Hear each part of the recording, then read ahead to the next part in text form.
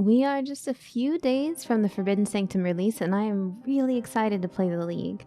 I'm a huge fan of roguelikes in general, and I'm curious to see GGG's interpretation of the genre. I will still be huffing that hopium until we get the gym info for Volcastic Arrow, but for now, I'm going to showcase another build from my community for your League start consideration. The Kinetic Blast Corrupting Fever Trickster is an excellent clear focus starter that you can do some light bossing with as well. So you can roll this, unlock your watchstones, clear your reds, and when you're done, you'll have a great mapping character in the wings to dust off and utilize for any sane farming strategies that pop up with the new Atlas tree changes. I'm Brittany, and this is a League Start build overview. To briefly touch upon the mechanics of how this build works, we use Kinetic Blast as a vector to deliver Corrupting Fever. Corrupting Fever then stacks up, dealing physical damage over time for a duration. This build also carries a support reap setup for those chunkier rares or map bosses you stumble across. Stormbrand is also utilized as a single target aid when defeating map bosses and guardians, as it ensures a flawless Corrupting Fever uptime and grants the player more freedom to dodge mechanics as needed. Trickster is a great base for this character with its recent rework. Despite losing its damage over time specific notables, the Trickster Ascendancy now boasts a robust way to increase damage generically through masteries and frenzy stacking. This plays out well for Corrupting Fever, because if you take a look at the old passive tree, there is just not a lot of physical damage over time scaling.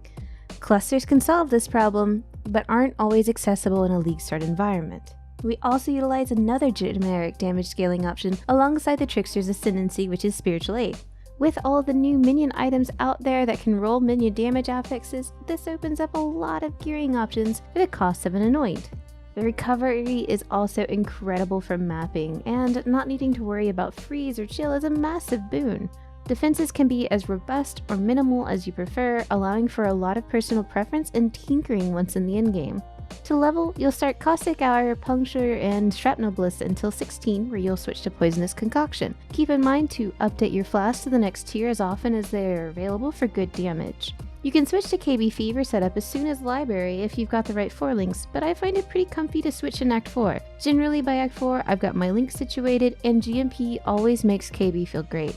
I've played KB Fever in a few iterations now, having nearly made a video for the Scion variation a few leagues ago. It's a fun and approachable way of exploring the Wander subtype without needing the sometimes crazy budget elemental wanding needs. Of course, as a thought, there's a ceiling you'll hit, but it's high enough to accomplish most, if not all of the goals of an early league setup. Vapo has added quite a few notes and updated his PoE for 3.20, so be sure to check out the notes section. You can also pop into the Discord to the build discussion channel if you have any further questions or concerns about the build. This will be my League starter if the gym info on Volcastic Arrow doesn't add the single target capabilities I'm hoping for. They already said that it wouldn't stack with existing Caustic Arrow puddles, but I'm hoping the base damage on the Val version is high enough to support CA single target. We shall see how the days leading up to the League unfold. But for now, thanks for watching and have a wonderful League start.